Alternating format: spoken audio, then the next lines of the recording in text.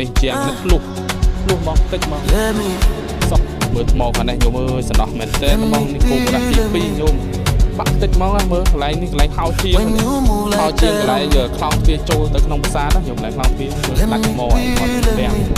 អស់ហើយជាងមានកន្លែងណាដែលថាអត់សក់ទេអូននេះទៅណាបងជួយ share វីដេអូនេះទាំងអស់គ្នាផងបើសិនបើជាយើងជាកូនខ្មែរទាំងអស់គ្នាញាតិញោមហើយឥឡូវនេះគឺថ្មបានមកដល់គោបរៈទី2ញាតិញោមមើលកន្លែងបោកជាគោបរៈទី2ឈរជើងនៅបានទៀតអត់ទេញោមមើលទៅបែបហ្នឹងចឹង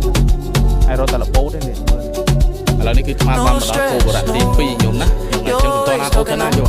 ថ្មចុះមកពីគោបរៈទី5ទី4ទី3ឥឡូវនេះដល់គោបរៈកាន់តែពីកន្លែងបាននេះគោបរៈទី2ចឹងញោមតាមដានអស់នេះសិនញោមណាហើយវីដេអូនេះរៀងនិយាយដល់រៀងទៅហេតុសហនេះយើងមិនថតគ្រប់ទេយើងចុះមកថតលើភ្នំសាទលើភ្នំចឹងវាដែរហេតុសហថតហើយយើងមើលគោបរៈទី2នេះក៏តិចច្រើនដែរខ្ញុំខ្មែរយើងភ្ញៀវទេសចរទាំងអន្តរជាតិទាំងខ្មែរយើងតាមសាទរបស់យើងញោមការបន្តទៅបានស្អាតល្អហើយមើលផ្ទះថ្មដាច់ទៅផ្ទាំងមកនេះស្ដោះមែនទេ